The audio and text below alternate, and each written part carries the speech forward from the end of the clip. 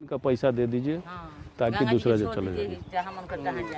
जिनका ज़मीन गया है उसका मिलेगा, उसका लोग मिलेगा पंचायत में, देखा है लोग दूसरे जगह, लेकिन इस पंचायत में नहीं मिलेगा।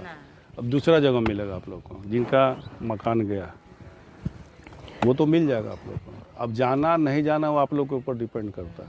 अब जिनका नहीं गिरा है उसको भी पैसा दे के यहाँ से शिफ्ट करने की बात होनी चाहिए। ठीक है, हाँ। तो यह बात अब हमने के पत्रकार के भी, अधिकारी को भी कह रहे हैं आज से कि जो 1,20,000 तो बनाने का हुआ ना, गिरने का भी तो पैसा मिलना चाहिए क्या? हाँ, और एगो नियम है बिहार सरकार का कि जिसको ज़मीन नहीं है उसको खरीद के देगा। बिहार सरकार बोला है ना जी। तो हमको जिसको ज़मीन नहीं है, ऐसे ही झोपड़ी दूसरे के घर में लगाए हुए हैं, उसका सर्वे कीजिए इस पंचायत को, सबको यहाँ से पैसा दीजिए ताकि दूसरे जगह लोग यहाँ के मरें। ये अब हमने के आगे बढ़ेगा भाई, ये कहेगा भाई, ठीक ना। 7,000 रुपये, हाँ।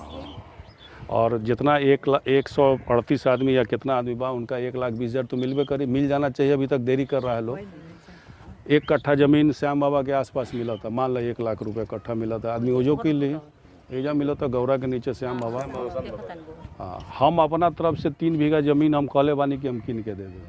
3 बीघा ज़मीन केने बतौले वालों केने ओने बा हम दे सके नहीं। हम कहले बानी ओजा ज़मीन के बात हो गई, 3 बीघा ज़मीन हम अपना तरफ से दे दें। तो वो बा ज़मीन कटाव में ना रही, बाढ़ तो अबे करी लेकिन कटाव ना रही, वो ज़मीन ठीक बा। हाँ, कहाँ बा पानी कम बा, ओजा पानी कम पड़ेला, तो ओजा एगो ज़मीन हमने के बतियले वाली जा। हाँ, तो ओजा ज़मीन एगो हमने के देखले वाली जा है। तो जगह ठीक बा। मान ले कि इस इलाका से लोग बाहर नहीं जाना चाहते हैं, उसके लिए हम 3 बीघा ज़मीन दे रहे हैं। अब बाकी और लोग तैयार हो जाए, नहीं सरकार से जे लेवे के बाद हमनी अपन व्यवस्था ही करत नहीं जा। सरकार से तो रोड सबके देवावे के बा, हमने के तो खाली कहला के बा। हां, वो बात सही बा। मुखिया जी बानी, मुखिया अच्छी बताइए, मुखिया के गाली देला से या विधायक के गाली देला से कोई फायदा बा? ये पानी के रोक पाई? अच्छा, ये पानी के रोक पाई? केहू आओ तो कहता कि केहू नहीं के कहत सरकार से केहू आदमी आइल कि ना आइल, मुख्यमंत्री अइले कि ना अइले, डिप्टी सीएम अइले कि ना अइले। ठीक बा, देखिए पवन सिंह देलन कोनो दिक्कत नहीं है। मान ले कि उनकी क्षमता 4-5 लाख खर्च करने के लिए दे दिए, जिसकी जो क्षमता है। मान लगे हमार क्षमता जो बुझाइल, अपन टीम बनाई थी कि 3 बीघा ज़मीन हम दे दें। ठीक बा, बासे तिरपाल से रहुआ लोग खुश रहम तो हम 1 ट्रक का 2 ट्रक 3 ट्रक भेज दें। बोली कि ज़मीन के पैसा, अगर ज़मीन के पैसा, हमार बात सुनिए, अगर ज़मीन के पैसा हम ना दे के वो पैसा बासे में हम लगा दिए तो पैसा डूबी के ना डूबी। 1 लाख रुपया हमार लाग गई बा सूखा राशन बांटे में। ठीक बा, तो हम कहनी कि 4-5 लाख रुपया लाग जाए राशन बांटे में, तो हम कुछ पैसा लगा के ज़मीन ना किन लें, वह बटा जाए।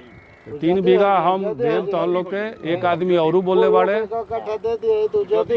हाँ, 1-1 कट्ठा दे दिए या अपन डायरेक्ट पर्चा दे दिए, खरीद के। मान ले सरकारी काम नहीं के वो प्राइवेट भाव दे दिए। जिसको ज़मीन नहीं है, बाकी सरकार को हम लोग को डिमांड करना है कि मेरा टूटा है घर का, उसका भी पैसा चाहिए। ये तो नया मकान बनावे के न पैसा बा, हमार जो नुकसान भाई लोग के बाहर गए करें। मान लीजिए पानी होता, कटाव होता, उसका रक्षा करना उसी का काम है कि मेरा काम है? सरकारे का काम बा। सरकार पंचायत भवन 50-50, 2-2 करोड़ 3-3 करोड़ का पंचायत सरकार बनौता, कोई काम के बा? कोनो काम के नहीं है। तब ये बात समझाओ के बाद देखिए एकता में बल है। मान लग कहीं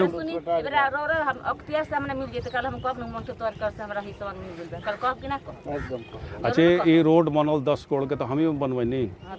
मान लग कि हम 4 करोड़ के पुल बनवैनी, वो हम बनवैनी। तार पंचायत खाती तो करोड़ रुपया खर्चा भइल, कटाव खाती यहाँ से लेके प्रधानमंत्री तक लगे। जो व्यवस्था सरकार को करना था किया। मान लीजिए सक्सेस नहीं हो, सक्सेस कहाँ से होगा? इतना पानी आप ही लोग सोचिए, रोक पाएगा? जब ले उत्तर प्रदेश से बिहार तक बांध ना बनाई तब तक कुछ ना हो। काम भी पंचायत में कर ले, एकता बना के रखे के बाद हमनी के आगे का लड़ाई ढेर लागे के बाद। मान ले ठीक बा, लोग आइल बा, बांटता, अपन जैसन मुद्दा बा, अपन का दिमाग से सोच क्या होता लोग वही ना जानता। रहे के बाद हमनी के साथ है। मान ली कि रउआ लोग बांस तिरपाल में खुश बानी तो 2 ट्रक हमू भेज देता नहीं, बतावा लोग। जमीन लड़े के बाद एक साथ पूरा पंचायत को अब एक होना पड़ेगा। हाँ, कि हम लोग को यहाँ से शिफ्ट किया जाए, पहला बात है। हाँ मुखिया जी लेके चले हैं तब हम निकल रह जाए। हाँ मुखिया जी लेके चले हैं तब तो हम हाँ, क्या मुखिया जी हमने के अब हमने के देखिए प्लास्टिक का होता है, प्लास्टिक हवा चली फट जाएगी। मुखिया हमने के एक रहेंगे तो हम लोग डीएम से कहीं से सरकार से लड़ लेंगे। मान लो कि देखिए धारणा हम दे नहीं और रिजल्ट ना निकले तो कोई फायदा नहीं होगा। रिजल्ट निकलना चाहिए कि भूमिहीनों को जमीन हमको देना है। राउर मान ली जमीन नहीं नो तो हमारे जमीन के पैसा दे हमरा के शिफ्ट कर से जा तो रहे लगवाना, फिर अगला बाढ़ आई फिर 2 वार्ड चल जाई, फिर अगला आई 2 वार्ड चल जाई, ये तो होता रही।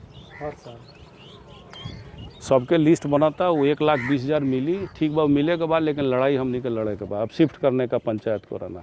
3 बीघा जमीन हम किन के दे देम और ओकर तैयारी करम। सब लोग के आदमी लिस्ट बनी, गाँवे के लोग तय करी, गाँवे के लोग तय करी कैसे का करे के बाद वही आधार पर चल। 3 बीघा जमीन में 4 वार्ड के हो जाई। 4 वार्ड के ना सरकारों तो दी नु, मान लगे अपना तो से एगो बैकअप रहले थे नु। अगर मान लीजिए अच्छा यही नु हम कहते रहे कि सब लोग मिल जाता, मान लीजिए कि हम दे दिए नहीं, मेरे कहने का बात इसलिए न कह रहे थे कि सभी लोग मिल जाइए। हम तो कहे कि हम हो गए, पूर्व विधायक हो गए, सांसद हो जाए, जितना भी नेता लोग है सब लोग मिल जाए तो 7-8 बीघा जमीन आराम से लिया जाएगा ना। तो मान लीजिए हम लोग आगे हम उस पर बना रहे हैं टीम, तो सब लोग शामिल होगा तो सब लोग का हो जाएगा ना। ऐसे सरकार जितना लोग को दूसरा पंचायत में ज़मीन खोजा है लोग वहाँ शिफ्ट करेगा लोग। अब आप लोग जाइए कि नहीं जाइए वो आपके ऊपर है। एजा सोनिया भी सरकार देता और प्लस हम लोग भी व्यवस्था करता नहीं कि मान लीजिए कि किसी का गिरा नहीं है, गिरने वाला है, उसको वो खाली हो गए वो जो पानी हुई जहाँ जो वो पानी रही, लेकिन कटाव ना रही एक तरफ पैसों मिल जाए अपन किन ले जांच पानी। हाँ पैसा, लेकिन मकान जेकर गिरल बा ओकरे मिली।